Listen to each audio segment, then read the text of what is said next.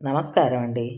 మనం ఇప్పుడు ఎద్దనపూడి సులోచనారాయణ గారు రచించిన 'అర్ధాంగి అలుక' అనే కథను విందామా? సాయంత్రం అయింది. నాబోటి వారిని ఇక సెలవు తీసుకుని ఇళ్లకు పొండని ఆదేశిస్తున్నట్లుగా పుష్యమాసపు సూర్యుడు క్రిందకు జారిపోతున్నాడు. ఆఫీసు నుంచి బయటపడి ఇంటివైపు నడక సాగించాను. శీతాకాలం అవటం మూలాన బాగా పొద్దుగొక్కపోయినా చలి విదిలిస్తూనే ఉంది. ఆడవాళ్ళు సాయంత్రపు వంటలు ప్రారంభించారు కాబోలు ఇళ్లలో నుంచి సన్నగా పొగ బయటకు వస్తోంది. రేపు ఆదివారం, సెలవు రోజున ఏం చేయాలో కార్యక్రమాన్ని ఊహించుకుంటూ వెళ్తున్న నా కాళ్ళు అలవాటు చొప్పున నా ప్రమేయం లేకుండానే పూల అంగడి వద్ద ఆగిపోయాయి. అనేక రకాల పూలు అక్కడ అమ్మబడుతున్నా విజయ్కు ప్రియమైన సన్నజాజి పూలు మాత్రమే నేను రోజు వాడిగ్గా తీసుకుంటాను. రోజులాగా మామూలు పూలకు డబ్బులు ఇస్తున్న నాకు పూల సాయిబు ఈవేళ శనివారం బాబు అని గుర్తు చేశాడు. శనివారం నాడు మరికొన్ని పూలు ఎక్కువ తీసుకోవడం నాకు అలవాటు. శనివారాన్ని గురించి ఆలోచిస్తూ ఆ రోజు శనివారం అన్న మాట మర్చిపోయినందుకు నాలో నేనే నవ్వుకుని నిజమే ఇవ్వు అన్నాను.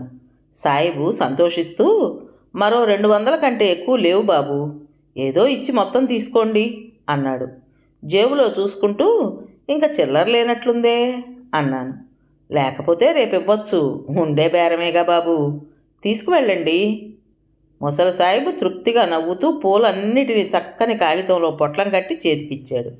పూల పొట్లం చేతపట్టుకుని మళ్ళీ నడక ప్రారంభించాను. సంక్రాంతి దగ్గరకు వస్తోంది. ఈసారి విజయ్కి ఏదైనా ప్రత్యేక బహుమానం ఇవ్వాలి.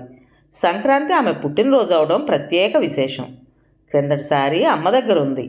సంక్రాంతి నాడు కొత్త బట్టలు కట్టుకుని అమ్మ చేయించిన రాళ్లబిళ్ళ జడ మధ్యలో పెట్టుకుని తల నిండా సన్నజాజి పూల పరిమళం నింపుకుని ఆరు బయట వెన్నెల్లో పడుకునున్న నా దగ్గరకు వచ్చి ఈ వేషం చూశారా అన్న విజయ రూపం నా కళ్ళ ముందు మెదిలింది. ఆనాటి విజయ్లో నూతన వధువులో గల ముగ్ధత్వం ఇంకా పోలేదు. ఆనాటి విజయ్కి ఈనాటి విజయ్కి గల వ్యత్యాసాన్ని ఊహించుకుంటూ వచ్చి ఇంటి ముందు ఆగాను. ఒక్కొక్కళ్ళకి ఒక్కొక్క వస్తువు అంటే ఎందువలన అంతటి ఆపేక్ష కలుగుతుందో. ఆడవాళ్ళు చాలామంది గులాబీలు మల్లెపూలు అంటే ఇష్టపడటం చూశాను. కానీ విజయ్కు సన్నజాజులంటే ప్రాణం. ఈరోజు అనుకున్న దానికంటే ఎక్కువ పూలున్నాయి. పూలు చూసినప్పుడు సంతోషంలో విజయ మొహంలో ఆనందరేఖలు ఎలా వెల్లివిరుస్తాయో ఊహించుకుంటూ ఇంటి గుమ్మం ఎక్కాను. అంతవరకు తీయని తలుపులూరించుకుంటున్న నా మనసు తాళం పెట్టిన ఖాళీ గుమ్మం స్వాగతం చెప్పేసరికి ఒక్కసారి ముడుచుకుపోయింది. మనసులో అంతకు ముందున్న ఆనందం అనురాగం పోయి వాటి స్థానాన్ని విసుగు అలసట వచ్చి నిలబడ్డాయి. నన్ను చూసి కాబోలు ఇంటివారమ్మాయి సుగుణ పరిగెత్తుకుంటూ వచ్చి తాళం చెవిచ్చింది. మీ అక్క ఎక్కడికి పోయింది నీకు తెలుసా అన్నాను తాళం చెవి తీసుకుంటూ. నాకు తెలీదు, అమ్మకిచ్చి వెళ్ళింది అంటూ సుగుణ వెనక్కి తిరిగి బాణంలా పరిగెత్తుకుంటూ పోయింది. తాళం తీసి లోపలికి వెళ్ళి చేతిలో పూల పొట్లం డ్రాయర్ మీదకు విసిరి స్టాండ్ మీద తువ్వాలు తీసుకుని దొడ్లోకి వెళ్ళాను. కాళ్ళు చేతులు మొహం తుడుచుకుని వచ్చి హాల్లో ఫ్లాస్క్ కోసం వెతికాను. ఆఫీస్ నుంచి ఇంటికి రాగానే కాఫీ తాగడం అలవాటు. ఒకవేళ విజయ్ అవసరం వచ్చి ఎక్కడికైనా వెళ్ళవలసి వస్తే కాఫీ కాచి ఫ్లాస్క్లో పెట్టి నా అవసరాలన్నిటినీ సిద్ధపరిచి వెళ్ళడం పరిపాటి. కానీ ఈ రోజున దానికి వ్యతిరేకంగా జరిగింది. విజయ్ మీద విసుగు కోపంగా మారింది. వంటింట్లోకి వెళ్ళి చూశాను. అలమర్లో ఖాళీ ఫ్లాస్క్ నన్ను చూసి నీరసంగా నవ్వింది. కాఫీ కూడా కాచకుండా వెళ్ళవలసినంత అర్జెంట్ పని ఏమొచ్చిందో. ఏముంది, ఏ నేరజో వచ్చి రమ్మని ఉంటుంది, వెళ్ళింది కాబోలు. స్నేహితురాలి మోజులో భర్తను కూడా మర్చిపోయే మనుషుల్ని ఏమనాలి. సగం విసుగుతోనూ సగం కోపంతోనూ వచ్చి హాల్లో కుర్చీలో కూలబడ్డాను. సంధ్య చీకట్లు దట్టంగా అలుముకున్నాయి. ఇల్లంతా చీకటిగా ఉంది. లేచి లైటు వేశాను. మళ్ళా కుర్చీలో కూర్చోబోతుండగా ఎదురుగుండా టేబుల్ మీద ఏదో కవర్ కనిపించింది. చెయ్యి చాచి తీసుకుని పై అడ్రస్ చూశాను. అది నాదే. వ్రాత కూడా చిరపరిచితమే. బాల్యమిత్రుడు జైపాల్ వ్రాతలాగుంది. వాడి దగ్గర నుంచి ఉత్తరం వచ్చి చాలా రోజులైంది. వాళ్ళ ఆవిడకు ఒంట్లో బాగుండకపోవడం వల్ల పెళ్ళికి కూడా రాలేదు. ఏం వ్రాశాడో అనుకుంటూ కవర్ చూశాను. చించే ఉంది. చదివింది కాబోలు అనుకుంటూ లోపల కాగితాన్ని తీసి చదవడం మొదలుపెట్టాను. ఉత్తరం చదువుతుంటే నాలో ఉన్న విసుగు అలసట ఒక్కసారి మాయమైనాయి. ఆ ఉత్తరం వ్రాసిన పద్ధతి చూస్తే నాకు నవ్వు ఆగింది కాదు. వాడేదో బాగా పైత్యంలో ఉండి వ్రాశాడని అనుకుంటూ వచ్చే నవ్వు పైమీది తువ్వాలతో ఆపుకుంటూ ఉత్తరం మరోసారి చదివాను. అందులో ఇలా ఉంది: మహారాజశ్రీ రాజశేఖరరావు గారికి వినయపూర్వక నమస్కారములు. మీరు నాకు చేసిన వాగ్దానాలలో ఒక్కటి కూడా నిలబెట్టుకోలేదు. ఈ ఊరు నుంచి వెళ్ళిపోయిన తర్వాత మీరు ఒక్క ఉత్తరం కూడా వ్రాయలేదు. కారణం నాకు తెలియదు. నాకు చాలా గాబరాగా ఉంది. మీరు నన్ను మర్చిపోలేదని, పనుల తొందరలో ఉన్నారనే నమ్మకంతో ఉన్నాను. నాకెప్పుడు మీరే గుర్తుకొస్తారు. మీతోటి స్నేహం, ఆటలు మరువలేనివి. ఈ మధ్య ఎవరో మీకు వివాహం అయిందని అన్నారు. ఆ వార్త విన్నప్పటి నుంచి నా గుండెల్లో ఆటంబాంబులు పేలుతున్నాయి. మీరు నాకు ఇన్నాళ్ల నుంచి ఒక్క ఉత్తరం కూడా వ్రాయకపోవడానికి కారణం ఇదేనా అనిపిస్తోంది. అయినా నమ్మలేకుండా ఉన్నాను. మీరు నాకు అన్యాయం చెయ్యరని, నన్ను మీరు మర్చిపోలేదని నా అంతరాత్మ పదే పదే చెప్తోంది. ఆ ధైర్యంతోనే ఈ ఉత్తరం వ్రాయడానికి సాహసిస్తున్నాను. మన ప్రేమ సంగతి మా అమ్మ నాన్నలతో చెప్పాను. మీరే నా జీవితం అని అన్నాను. వారు మొదట్లో దిగ్భ్రమ చెందినా తర్వాత మన్నించి మీకు ఉత్తరం వ్రాయడానికి అనుమతి ఇచ్చారు. ఈ ఉత్తరం చూసిన వెంటనే మీరు బయలుదేరి రండి. లేకపోతే అమ్మా నాన్న నేను చెప్పింది అబద్ధం అనుకుంటారు. మీరు నిజంగా పెళ్లి చేసుకోలేదని, నన్ను మోసం చేయరనే గట్టి నమ్మకంతో ఉన్నాను. నా ఆశలన్నీ మీ మీదనే ఉంచుకున్నాను. ఒకవేళ మీరు గనక నిజంగా పెళ్లి చేసుకుని ఉంటే ఏం చెయ్యాలో నాకు తోచదు. అప్పుడు నాకు మరణమే ఆశ్రయదాత అవుతుంది. ఆడపిల్లని ఇంతకంటే ఏం చెప్పగలను? నా మనసులో బాధ అర్థం చేసుకోండి. మీ రాక కోసం నేనే కాదు, నా తల్లిదండ్రులు కూడా ఎదురు చూస్తున్నారు. అమ్మా నాన్న ముందు నన్ను అసత్యవాదినిగా నిలబెట్టకండి. నేను ఆ అవమానాన్ని సహించలేను. ఈ దీనురాలి మీద దయ ఉంచండి. మీకు కవిత్వ భాషలో ఉత్తరం రాయడానికి నాకు బాగా చదువు రాదన్న విషయం మీకు తెలుసు కదా. ఎంతో శ్రమపడి ఈ ఉత్తరం వ్రాస్తున్నాను. తప్పులుంటే క్షమించండి. ఇట్లు మీ రాక కోసం హృదయమంతా కళ్ళు చేసుకుని ఎదురు చూసే అభాగిని జయవ్రాలు. వచ్చే నవ్వుని అతి కష్టం మీద ఆపుకోవాల్సి వచ్చింది. వీడెప్పుడూ ఇంతే. బిఏ చదువుతుండగా ఒకసారి వేసంగిలో సెలవులకు ఇంటికి వెళితే అచ్చు ఆడపిల్ల వ్రాసినట్లు చక్కటి ప్రేమలేఖ సృష్టించి వ్రాశాడు. అది అమ్మ చూసి ఒకటే గొడవ. చెప్పేది వినిపించుకోదు. ఒకటే ఏడుపు, ఉపవాసాలును. అగ్నిహోత్రం లాంటి పవిత్రమైన మీ నాన్నగారి పేరుకు కళంకం తెస్తున్నావురా అని ఏడ్చింది. చివరికి ఆ ఉత్తరం వీడు రాసిందేనని నమ్మించేసరికి తల ప్రాణం తోకకొచ్చింది. ఫలితంగా వెంటనే విజయ్తో పెళ్ళైపోయింది. పెళ్ళైన తర్వాత జైపాల్ని అభినందిస్తూ ఉత్తరం రాశాను. ఆ సమయంలోనే వాడి భార్య మణికి పెద్ద జబ్బు చేయడం మూలాన పెళ్ళికి రాలేకపోయాడు. నిజంగా ఈ ఉత్తరం చూస్తే ఎంతటి వాళ్ళకైనా అనుమానం వేస్తుంది. ఇంతకీ విజయ్ ఈ ఉత్తరం చూసి ఏమనుకుందో? ఆ ఆలోచన వచ్చేసరికి నాలో ఉన్న ఆనందమంతా గాలిలో దూది పింజలాగా ఒక్కసారి ఎగిరి చక్కా పోయింది. నా నవ్వు మేట నొక్కినట్లు ఆగిపోయింది. ఇలాంటి వాటిల్లో ఒక దెబ్బ తినున్నాను.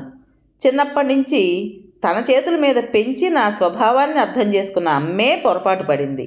కొంపదీసి విజయ్ కూడా అలాంటి అనుమానం పొందలేదు కదా. ఏమో కర్మ. విజయ్ వెళ్ళిపోవడానికి కారణం ఇదైతే చచ్చానన్నమాటే. ఇది అబద్ధమని నిరూపించుకునేందుకు నా వద్ద మరో నిదర్శనం కూడా లేదిప్పుడు. నా మనసు కొంచెంగా చెదిరింది. ఆవేశంలో విజయ ఉచితానుచితాలు తెలుసుకోదు. ముక్కుకు సూటిగా పోయి ఏది తోస్తే అది చేసేయడమే. అనుకోకుండా పెళ్లినాడు మామగారు చెప్పిన మాటలు గుర్తుకొచ్చాయి. నాయనా, భగవంతుడు జయలో ఆవేశం ఒక వేసం పాలు ఎక్కువగా కలిపాడు. దానిది చాలా ఒడిదుడుకుల స్వభావం. కోపం వచ్చిందంటే తను వెళ్ళే మార్గంలో ఏముందో కూడా చూసుకోదు. దాన్ని అర్థం చేసుకోగలిగి దాని నడతను విపులంగా చూసినట్లయితే నిన్ను మించిన అదృష్టవంతుడు ప్రపంచంలో మరొకడుండడు. నాయనా, జ్ఞాపకం ఉంచుకో. బాగా రాత్రి అయింది. ఇప్పుడు ఎప్పుడు వస్తుంది? ఎప్పుడు వంట చేసి నాకు భోజనం పెడుతుంది అనుకుంటూ చేతినున్న వాచి తీసి డ్రాయర్ మీద పెట్టడానికి లేచి డ్రాయర్కు దగ్గరగా వెళ్ళాను. మామూలుగా నా వాచీ పెట్టే చోట్లో విజయ నోట్బుక్లోని బ్లూ పేపరు ఎత్తు పెట్టబడి ఉంది. మనసు అపశకునాన్ని శంకిస్తుండగా చేత్తో కాగితం తీసుకుని చూశాను. నా కళ్ళు నేనే నమ్మలేకపోయాను. లైట్ ముందుకొచ్చి వెడల్పైన కళ్ళతో ఉత్తరం మరోసారి చదువుకున్నాను. అందులో సంబోధన గింబోధన ఏమీ లేదు. వ్రాత కూడా ఏమంత బాగా లేదు. ఇలా ఉంది: అదృష్టవశాత్తు ఉత్తరం నేనే ముందు చూడటం తటస్థించింది. మీరు నన్ను చూసినప్పుడు ఆ రోజున నాన్నగారితో విజయ అన్న పేరు నన్ను బాగా ఆకర్షించింది అని ఎందుకు చెప్పారో ఇప్పుడు బాగా అర్థమవుతోంది. పాపం అమాయకురాలు జయ మీకింకా పెళ్లి కాలేదని అనుకుంటోంది కాబోలు. తన ప్రాణ సమానంగా ప్రేమించి తను ఎదురు చూస్తున్న వ్యక్తి మరో వ్యక్తిని వివాహమాడి సర్వసుఖాలు అనుభవిస్తున్నాడంటే ఏ ఆడపిల్ల హృదయం దహించుకుపోదు? ఒక రోజున ఆ పిచ్చి పిల్లతో కూడా జయ అన్న పేరు నన్ను బాగా ముగ్ధుణ్ణి చేసిందని చెప్పే ఉంటారు. అందులో సందేహం లేదు. భగవంతుడు ఆడవాళ్ళకి ఎన్ని తెలివితేటలిచ్చినా సులభంగా మగవాళ్ల వలలో పడేటట్లు శాపం పెట్టాడు కాబోలు. నేను చదువుకున్నదాన్ని, నన్ను నేను జీవితాంతం పోషించుకోగల సమర్థత నాలో ఉంది. ఆ సమర్థత లేని జయ మీ దయాధర్మం కోసం పాకులాడుతోంది. అందువల్లనే నేను మిమ్మల్ని ఆ నిర్భాగ్యురాలికి వదిలేసి వెళ్ళిపోతున్నాను. మీరు ఇకనైనా బుద్ధి తెచ్చుకుని ఈ రాత్రి రైలుకు వెళ్ళిపోయి ఆ అమ్మాయిని క్షమాపణ కోరుకోండి. ఈ ఉత్తరం నా చేతిలో నిజంగా పడడం ఆమెకు క్షేమకరమే అయింది. లేకపోతే నాకు తెలియకుండానే నేను ఒక అమాయకపు జీవికి తీరని అన్యాయం చేస్తూ ఉండేదాన్నేమో. పాపం ఎక్కువ చదువు కూడా చదువుకోలేదుట. మీరు తప్ప ప్రపంచంలో మరో ఆధారం ఉండుండదు.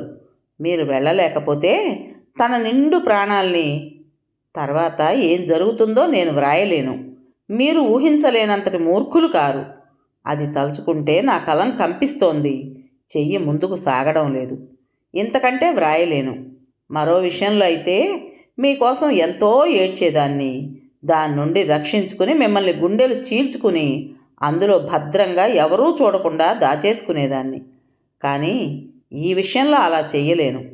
పట్టపగలు 10 మందిని ఖూనీ చేసొచ్చినా మిమ్మల్ని క్షమించగలిగేదాన్ని. ఈ విషయంలో చెయ్యలేను. తను మనసారా ప్రేమించి తన సర్వస్వం అని నమ్ముకున్న మగవాడు ఉత్త మోసగాడైతే స్త్రీ ఎంత బాధపడుతుందో నా ఇప్పటి బాధ తెలియజేస్తోంది. అందుకనే నేను జయ ఉత్తరం చూడగానే జయ మీద మండిపడలేకపోయాను. ఆమె బాధను అర్థం చేసుకునే నేను వెళ్ళిపోతున్నాను. మీరింక నా ఛాయలు చూడటానికి కూడా ప్రయత్నించవద్దు. ఇది నా ఆజ్ఞ. నా మీద ఏ కాస్త మమకారం ఉన్నా ఇది పాటించండి. ఒక గోముఖ వ్యాఘ్రానికి నా జీవితం అర్పించుకున్నానన్న బాధ తప్ప ప్రస్తుతం నాలో ఏమీ లేదు. మీరు వెంటనే వెళ్ళండి. ఆలస్యం చేసి మరో ప్రాణిలో ఉన్న విశ్వాసం పోగొట్టుకోకండి. నా ఈ అవస్థ ప్రపంచంలో మరి ఏ యువతికి కల్లో కూడా కలిగించవద్దని భగవంతుని ప్రార్థిస్తూ ముగిస్తున్నాను. ఇట్లు విజయ. మరో సమయంలో అయినట్టయితే ఆ వ్రాతకి మనసారా విరగబడి నవ్వుకునేవాణ్ణి. కానీ ఇప్పుడు అలా నవ్వలేకపోగా నరాలు పిండుతున్నట్లుగా విపరీతమైన బాధతో ఒక చిన్న మూలుగు నా హృదయాన్ని చీల్చుకుంటూ బయటకొచ్చింది. విజయ కోపగించుకుని వాళ్ళ అక్కగారింటికి వెళ్ళిపోయిందనడంలో ఏమాత్రం సందేహం లేదు. ఈవేళ లేచి ఎవరి మొహం చూశానురా భగవంతుడా అనుకున్నాను. ఇంకిప్పుడు అక్కడికి వెళ్ళి చేసేది కూడా ఏమీ లేదు. తెల్లవారితే విజయలో ఉన్న ఉద్రేకం కూడా తగ్గుతుంది. అప్పుడు అసలు విషయాన్ని విశదంగా చెప్పవచ్చు అనుకుని ఊరుకున్నా. లేచి ఉత్తరం డ్రాయర్ మీద పడేసి వెనక్కి తిరిగా. ఒక్కసారి సన్నజాజుల పరిమళం గుప్పుమని గదంతా చుట్టేసింది. విజయ్ వచ్చిందా అనిపించింది. నా పిచ్చిగాని విజయ్ ఎందుకు వస్తుంది? డ్రాయర్ మీద పొట్లంలో ఉన్న పూలు విచ్చి తమ సౌరభాన్ని దాచుకోలేక గదంతా విరజిమ్ముతున్నాయి. క్షణంసేపు వాటి వంక చూశాను. అవి నన్ను వెక్కిరిస్తున్నట్లుగా అనిపించింది. మరుక్షణంలో పొట్లం ఆ విధంగానే 2 చేతులతోనూ నలిపేసి వీధిలోకి గిరాటు కొట్టి గబగబా తలుపులు వేసి హోటల్ వైపు నడక సాగించాను. మర్నాడు ఉదయం మా వదిన గారింటికి వెళ్ళాను. బయట 8 ఏళ్ల రఘు ఆడుకుంటూ కనిపించాడు. నన్ను చూడగానే బాబాయ్ అంటూ పరిగెత్తుకొచ్చాడు. ఎత్తుకుని ముద్దు పెట్టుకుంటూ పిన్నొచ్చిందా అన్నాను. వాడు వచ్చిందని తలూగిస్తూ బాబాయ్ మరే నా పిల్లి పిల్లని రోజా కుక్క చంపేసింది అన్నాడు ఎంతో దుఃఖపడుతూ. వాణ్ణి ఓదారుస్తూ మెట్లెక్కి లోపలికొచ్చి హాల్లో కూర్చున్నాను. లోపల నుంచి విజయకంఠం వినిపిస్తుందేమోనని ఆశించాను కానీ నాకు ఆశాభంగమైంది. కాసేపు రఘుతో కబుర్లు చెప్పి వాడిని లోపలికి వెళ్ళి మీ పిన్నిని ఒకసారి పిలుచుకురా అన్నాను. నువ్వు వచ్చావని చెప్పనా? వద్దన్నట్లు సూచించాను. వాడు తూనీగలాగా లోపలకు తుర్రుమన్నాడు. రాబోయే విజయ్కు ఎలా శాంతి స్వరంతో నచ్చజెప్పాలో ఆలోచించుకుంటున్నాను. ఇంతలో రఘు విజయ్ చెయ్యి పుచ్చుకుని లాక్కొచ్చి తప్పట్లు కొడుతూ నవ్వాడు. మొదట నేను అనుకోలేదు కాబోలు విజయ క్షణంసేపు తెల్లబోయి వెంటనే వంగి రఘు వీపు మీద ఒక్కటి జరిసింది. దెబ్బ చురుగ్గా తగలటం వల్ల వాడు బిక్కమొహం వేసి నా వైపు చూస్తూ ఏడుపు సాగించాడు. పొరపాటు పడ్డావని చెప్పడానికి వచ్చాను. లేచి వచ్చి రఘును ఎత్తుకుని సముదాయిస్తూ అన్నాను. విజయ కళ్ళు నిప్పులు కక్కుతున్నాయి. నేనేం పొరపాటు పడలేదు, నాకంతా బాగా తెలుసు. మీ నాటకం ఇంకా ఆడదామని చూడకండి. నా చేతుల్లోంచి రఘుని ఒక్క గుంజుతో లాక్కుంది. విజయ నా మాట వినిపించుకోకుండానే రఘు వీపు మీద మరొకటి అంటిస్తూ, వెధవ, ఇప్పటి నుంచి అబద్ధాలాడటం నేర్చుకుంటే గానీ రేపు పెద్ద పెద్ద వాళ్ళ గొంతులు గొయ్యలేవు అంటూ లోపలకు వెళ్ళిపోయింది. విజయ, ఆవేశంలో బిగ్గరగా అన్నాను. ఎవరినుద్దేశించి ఆ విధంగా వ్యంగ్యంగా మాట్లాడిందో అర్థం చేసుకున్న నేను ఇంకా అక్కడ నిలబడలేక వెనక్కి తిరిగి వచ్చేశాను. ఆదివారం కావటం, ఈరోజు ఆ ఆఫీసు కూడా లేదు. ఇంటికొచ్చి మౌనంగా కుర్చీలో కూర్చుని జరిగిందంతా ఒక్కసారి విమర్శించుకున్నాను. ఇందులో నేను చేసిందేముంది? నా పాత్ర నిమిత్త మాత్రంగా నిలబడింది. ఆ సమయంలో జైపాల్ కనిపించినా ఏం చేసేవాణ్ణో అనిపించింది. ఇల్లంతా బావురుమంటోంది. ఎక్కడి వస్తువులు అక్కడ లేక చిందరవందరగా పడి ఉన్నాయి. రాత్రి కోపంతో నలిపి పారేసిన పూలు 1-2 వాడిపోయి ఎండిపోయి కింద పడున్నాయి. డ్రాయర్ ముందు కుర్చీలో కూర్చుని జైపాల్కి ఈ విధంగా ఉత్తరం వ్రాయడం మొదలుపెట్టాను. జైపాల్, హాస్యపూరితంగా నువ్వు వ్రాసిన ఉత్తరం అందింది. కానీ అది మొదట నాకు అందలేదు. ఎవరికి అందాలో వారికే అందింది. ఆ విధంగా అందడం వల్ల కలిగిన ఫలితం వింటే నువ్వు బహుశా నిద్రాహారాలు కూడా మర్చిపోతావు. ఒకనాడు నీ మూలంగానే, అంటే నీ ఉత్తరం మూలంగా నేను విజయను పెళ్ళాడటం జరిగింది. ఆనాడు నేను అమ్మ దగ్గరుండగా నువ్వు ఆ విధంగా ప్రేమలేఖ వ్రాయకపోయినట్లయితే నేను విజయను వివాహం ఆడటం సంభవించేది కాదు. కానీ మళ్ళా నీ ఉత్తరం మూలంగానే విజయ్ నా నుండి దూరమైపోవడం వింతగా లేదు? ఎరగని వాళ్ళు నీ ఉత్తరం చూస్తే ఏ ఫలితాలు కలుగుతాయో అవే కలిగాయి. విజయ్కు నువ్వు తెలియవు. నన్ను అపార్థం చేసుకుని కోపగించి నా మీద అలుకతో వాళ్ళ అక్కగారింటికి వెళ్ళిపోయింది. ఇప్పట్లో విజయ్ దగ్గరకు నేను వెళ్ళినా ప్రయోజనం లేదు. జైపాల్, నా మీద విజయ్కి ఎంత అసహ్యం పుట్టిందంటే చివరికి నా మొహం చూడటానికి కూడా యావగించుకుంటోంది. ఆమె ఇక నా దగ్గరగా రావడం దుర్లభమనే తలుస్తున్నాను. ఎందుకంటావా? విజయ నన్ను దోషిగా నిర్ణయించుకుని వెళ్ళిపోయింది. నేను నిర్దోషినని నిరూపించుకునే ఆధారాలు నా దగ్గర లేవు. తమాషాగా వ్రాసిన ఉత్తరం ఇంత దారుణ ఫలితాలనిస్తుందని నువ్వు అనుకుని ఉండవు కదూ. కానీ ఏం చేద్దాం, ప్రతిదీ మన మంచి కొరకే అనుకుని ఊరుకున్నా. ఇట్లు ఏం చెయ్యాలో తోచని నీ రాజు. ఆ రోజంతా అటూ ఇటూ కాలుగాలిన పిల్లిలాగా తిరుగుతూ గడిపాను. ఆ రాత్రి సరిగ్గా నిద్ర పట్టలేదు. ఇంత చిన్న విషయానికే విజయ నన్ను అనుమానించిందంటే నన్ను అసలు అర్థం చేసుకోలేదన్నమాట. నా ఎదుట నిలబడి ఉత్తరంలోని మాటలు నా మొహం మీదంటే ఎంతో సంతోషించేవాణ్ణి. వాళ్ళ అక్కయ్యతో ఏమని చెప్పిందో. భార్యాభర్తల మధ్య ఏవైనా మనస్పర్ధలు కలిగినా ఇద్దరూ ముఖాముఖిని తీర్చుకోవాలి కానీ ఈ విధంగా చేస్తే కలిగే ప్రయోజనం ఏమిటి? పైగా అందరూ చూసి నవ్వడం తప్ప. ఇందులో నా తప్పేం లేదు. మొదట విజయే దూరంగా వెళ్ళిపోయింది కాబట్టి ఏ నాటికైనా తనంతట తనే తిరిగి క్షమించమని నా దగ్గరకు రావాలి. ఒక నిశ్చయానికి వచ్చిన తర్వాత నా మనసు తేలిక పడింది. ఏ పొరపాటు చేయని నేను వెళ్ళి క్షమించమని అడగవలసిన అవసరం నాకేమాత్రం లేదనిపించింది. ప్రళయకాలంలో ముచ్చటగా 3 రోజులు గడిచిపోయాయి. 4వ రోజున సూర్యోదయం అయింది.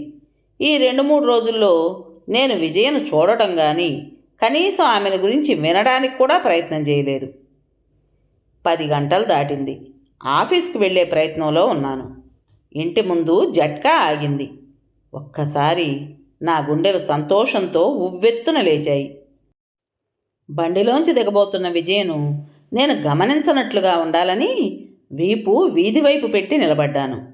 రాజు, ఆశించిన ఆశలు ఒక్కసారి కూలిపోగా ఉలిక్కిపడి వెనక్కు తిరిగి చూశాను. ఎదురుగుండా గుమ్మంలో జైపాలు, అతని భార్య మణి నిలబడున్నారు. క్షణంసేపు నేను జైపాల్ ఒకరి కళ్ళల్లోకొకళ్ళం చూసుకున్నాం. అక్కడ మణి ఉన్న సంగతి కూడా మర్చిపోయి ఇద్దరం ఒకళ్ళనొకళ్ళం గట్టిగా కౌగలించుకున్నాం. నేను తమాషా కోసం చేసిన పని ఇంత దారుణ ఫలితం కలగజేస్తుందనుకోలేదురా రాజు అన్నాడు గద్గద కంఠంతో. 3 రోజుల క్రితం గనక జైపాల్ నాకు కనిపిస్తే ఏం చేసేవాడినో నాకే తెలీదు. కానీ ఇప్పుడు ఆ సమయం దాటిపోయింది. రండి లోపలికి అన్నాను గుమ్మంలో నిలబడిన మణిని చూస్తూ. అసలు జరిగిందేమిటో సరిగా విశదంగా చెప్పు అన్నాడు జైపాల్ లోపలికొచ్చి కూర్చుంటూ. నేను జరిగిందంతా విపులీకరించాను. నేను ఉత్తరం రెండో వైపున గ్రీన్ ఇంక్తో వ్రాశాను, చూడలేదు అన్నాడు జైపాల్ అంతా విన్న తర్వాత. ఏమని వ్రాశావు అన్నాను ఆశ్చర్యంగా. నేను వ్రాసిన పేపరు ఆకుపచ్చగా ఉంది కదా, దానికి వెనక వైపున క్రిందుగా ఉత్తరం చదివిన తర్వాత కలిగిన అనుభవం వ్రాయి అని పూర్తి సంతకం చేశాను అన్నాడు. నేను చూడలేదు, విజయ్ కూడా చూసుండదు అన్నాను. సర్లే, చూస్తే ఈ గ్రంథమంతా ఎందుకు జరుగుతుంది? నీ ఉత్తరం అందింది, మొదలు నువ్వు కూడా తమాషాగా వ్రాసావేమో అనుకున్నాను. కానీ వివరంగా చూస్తే తమాషా ఉన్నట్టు కనిపించలేదు. ఉత్తరం చూసినప్పటి నుంచి మణి నన్ను ఒకటే సాధింపు. ఇక వెంటనే బయలుదేరొచ్చాం. మా పెంతండ్రి కూతురు నీరజ ఇక్కడే ఉంది. అక్కడ దిగాం. సరాసరి ఇక్కడికి వద్దామంటే పరిస్థితులు తెలియవు కదా. నీరజ అంటే చంద్రశేఖరం పెళ్ళామేనా అన్నాను. అవును అన్నాడు. నీరజకి విజయ్కు ప్రాణ స్నేహం అన్నాను. రైట్ హో. జైపాల్ కుర్చీలోంచి లేచి ఒక్క గంతు వేశాడు. నేను మణి తెల్లబోయి చూశాం. సరే, నువ్వు మధ్యాహ్నం ఆఫీస్కు సెలవు పెట్టేసేయి అన్నాడు. ఎందుకు అన్నాను. ఎందుకంటావేమిట్రా, ప్రాణ స్నేహితుడు వస్తేను సీరియస్గా అన్నాడు. నేను సెలవు పెట్టడానికి ఒప్పుకున్నాను. సాయంత్రం 4 నువ్వు నీరజ గారింటికి రా, తెలుసుగా అన్నాడు. ఎందుకు అని అడగాలని నోటిదాకా వచ్చినా వాడి మొహంలో గాంభీర్యం చూసి ఊరుకున్నాను. కాసేపు ఉండి వాళ్ళిద్దరూ వెళ్ళిపోయారు. భార్య ఉండి ప్రాణ స్నేహితులు వస్తే ఇంటికి పిలవలేకపోయానని మహాబాధపడ్డాను. వాడికి మాట ఇచ్చినట్లుగానే ఆ సాయంత్రం 4 నీరజ గారింటికి వెళ్ళాను. ఇల్లంతా ఏదో హడావిడిగా ఉంది. చంద్రం వాకిట్లోనే నాకు ఎదురై, రండి రండి, ఇవాళ మా అమ్మాయి పుట్టినరోజు, టీ పార్టీ అన్నాడు. పిలవని పేరంటానికి వచ్చిన నేను అభిమానంతో తలదించుకున్నాను. ఇంతలో జైపాల్ ఎదురై నన్ను లోపలకు లాక్కెళ్ళాడు. నన్ను ఒక గదిలోకి తీసుకెళ్ళాడు.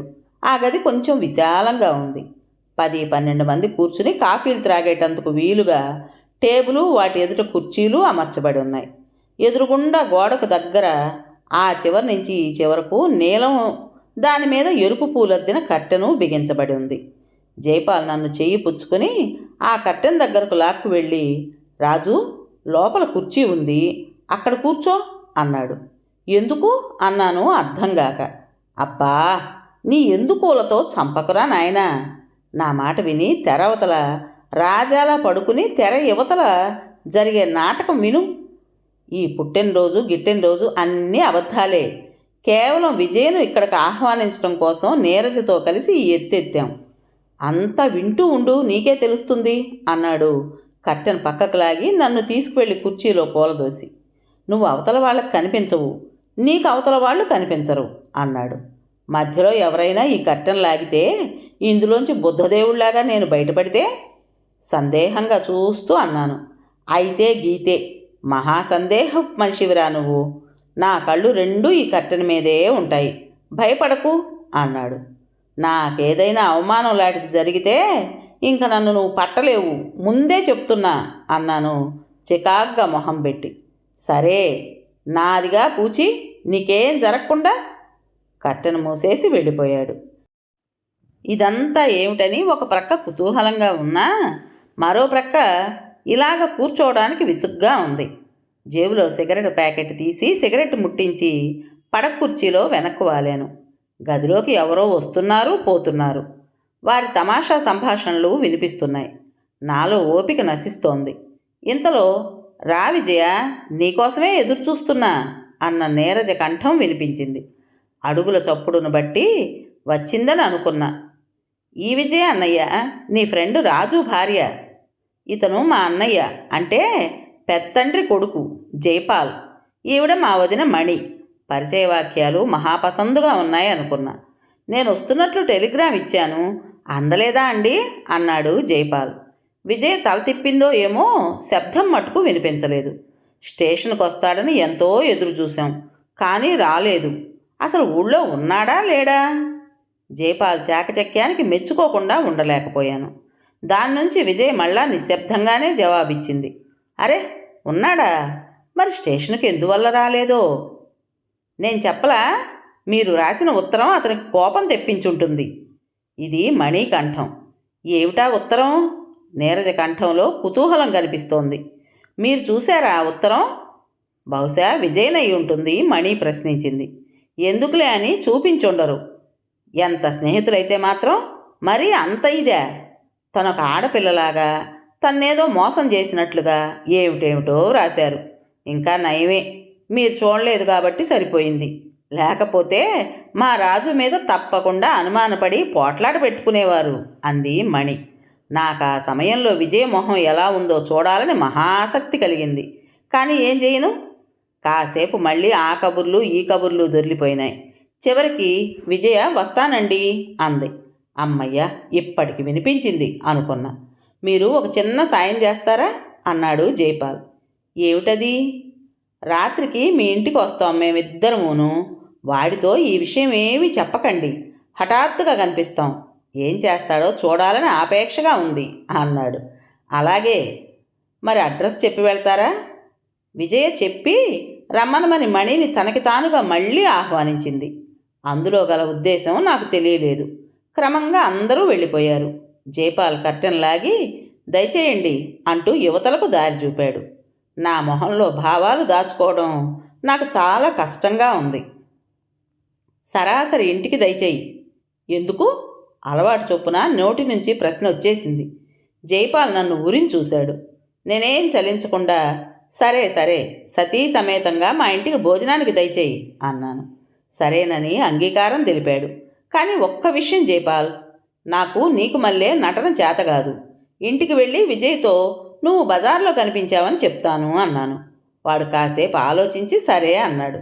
తర్వాత చెప్పవలసిందే ఉంది. ఇంటికొచ్చాను. విజయ మామూలుగా ఇంట్లో పనులు చూసుకుంటోంది. నేను తనను పలకరించకుండా వచ్చి నా గదిలో కూర్చున్నాను. కాసేపటికి విజయ కాఫీ తీసుకుని వచ్చింది. ఈ 3 రోజుల నుంచి జరిగిన ప్రళయతాండవమంతా బలవంతాన మర్చిపోయి వచ్చినట్లు మొహం స్పష్టంగా చెబుతూనే ఉంది. కాఫీ కప్పు తీసుకుంటూ, నా స్నేహితుడు జయ, అతని భార్య వచ్చారు. బజార్లో కనిపించితే మన ఇంటికి రమ్మనమని చెప్పాను. ఇంకా హోటల్కి కబురు పంపుదాం అనుకుంటున్నాను. నువ్వు వచ్చావుగా అన్నాను చాలా సహజంగా. క్షణంసేపు విజయ కళ్ళెత్తి నా మొహంలోకి చూసి వెంటనే వెళ్ళిపోయింది. ఆ రాత్రి జైపాలు, మణి వచ్చారు. నేను విజయను ఏమీ తెలియనట్లుగా పరిచయం చేశాను. మణి, విజయ చాలా చక్కగా కలిసిపోయి వంటింట్లోకి వెళ్ళిపోయారు. ఇద్దరం భోజనం చేస్తుండగా జైపాల్ ఇలా అన్నాడు. ఆ కాస్త దానికే అంత కోపం ఎందుకురా నా మీద? స్టేషన్కు రావడం మానేశావు? అయినా వెనక పేజీలో క్రింద చివర వ్రాశానుగా అన్నాడు. ఈ మాటలు ఏ ఉద్దేశంతో అన్నాడో గ్రహించుకున్న నేను మాట్లాడలేదు. చాలండి ప్రతాపం, మీ చెల్లెలు చూడలేదు కాబట్టి ఆ ఉత్తరం సరిపోయింది. లేకపోతేనా? మా చెల్లెలేం అలా చేయదు తెలుసా? జయ విజయపక్షం వహించాడు. ఆ రాత్రి చాలా సరదాగా గడిచిపోయింది. ఆ రాత్రి విజయ నా పాదాల మీద చేతులాంచి కళ్ళ నీళ్లతో నన్ను క్షమించండి అంది. నేను నా కాళ్ళు దూరంగా లాక్కుంటూ, నిన్ను క్షమించలేను విజయ. నా కోసం కాదు, ఆ రోజున రఘుని నా మూలంగా ఉత్తపుణ్యానికి కొట్టావు. అది నాకెంతో బాధ కలిగించింది తెలుసా అన్నాను. లేకపోతే ఏమిటి చెప్పండి? నీరజ్ వచ్చింది, నిన్ను పిలుస్తోందని అబద్ధం చెప్పాడు. తీరా చూస్తే మీరు. నాకు ఆ సమయంలో మీ మీద అంత కోపం వచ్చిందన్నమాట. అందుకనే ఉత్తరంలో విజయ్ తన చేత్తో చటుక్కున నా నోరు మూసేసి ఇంకా ఆ విషయం ఎత్తవద్దు అంది. నేను చెయ్యి లాగివేస్తూ, ఎత్తవద్దని అనడం మాత్రం అంటున్నావు కానీ నేనెంత బాధపడ్డానో తెలుసా అన్నాను కోపంగా. విజయ్ ఏడుస్తూ మోకాళ్ళ మీద వంగి, అందుకే నన్ను క్షమించమంటున్నాను. ఇంకా ఇలాంటి తెలివి తక్కువ పనులు జీవితంలో చెయ్యను. ఈ ఒక్కసారికి నన్ను క్షమించండి అంది. వంచిన తల్లోంచి సన్నజాజుల పరిమళం నన్ను ఉక్కిరి బిక్కిరి చేసింది. చేత్తో విజయ్ను లేవనెత్తుతూ, చాలే, భగవంతుడు పురుషుల్లో అన్ని శక్తులు పెట్టాడు కానీ ఆడదాని కన్నీరు చూసి సహించగల మనస్తత్వం పెట్టలేదు. అందుకనే మగవాళ్ళు ఎప్పుడూ మీ ఆడవాళ్ల ముందు ఓడిపోతూ ఉంటారు అన్నాను నవ్వుతూ. జైపాల్, మణి మరి 2 రోజులున్నారు. నేను ఆఫీస్కు సెలవు పెట్టాను. విజయ, మణి అక్క చెల్లెళ్ళలాగా కలిసిపోయారు. ఆఖరికి వాళ్ళు వెళ్ళిపోయే రోజున విజయ, మణి ఒకళ్ళనొకళ్ళు కావలించుకుని ఆనంద భాష్పాలు రాలుస్తుంటే నాకు నిజంగా చాలా ఆశ్చర్యం వేసింది. ట్రైన్ ఎక్కిస్తూ రహస్యంగా వాడి చెవిలో ఇలా చెప్పాను. ఒరేయ్ జైపాల్, నీ ఉత్తరాలు మొదట్లో ప్రళయకాలం నాటి సంఘటనలు సృష్టించినా తర్వాత చక్కని మార్గాలు ఏర్పరుస్తాయి. ఇప్పుడు చూడు, నీ ఉత్తరం మూలాన ఇహ విజయ నేను నిజంగా తప్పు చేసినా నమ్మనంత విశ్వాసం నా మీద ఏర్పరచుకుంది. దీనికి నీకు నేను కృతజ్ఞుణ్ణి అన్నాను. రాజు, నీకంత మంచి పని చేసి పెట్టాను కాబట్టి నువ్వు నాకొక బహుమానం ఇవ్వాలి అన్నాడు. ఏమిటది అన్నాను. సంక్రాంతికి మీ ఉభయులు మా ఊరు రావాలి. ఏం విజయ? ఈ మాటలు బిగ్గరగా అన్నాడు. ఆ రోజు విజయ పుట్టినరోజు కూడాను అంది మణి. అయితే స్పెషల్ ప్రోగ్రాం ఇద్దాం. ఏరోయ్, తప్పకుండా రావాలి. నేను విజయ్ మొహంలోకి చూశాను. ఆ కళ్ళు అంగీకారం తెలిపాయి. జైపాల్ సంతోషంతో నా చేతిని ఆఖరిసారి గుంజాడు. రైలు కదిలింది. ఆ జంట అటువైపు వెళుతుంటే మేము ఇటువైపు ఇంటికి బయలుదేరాం.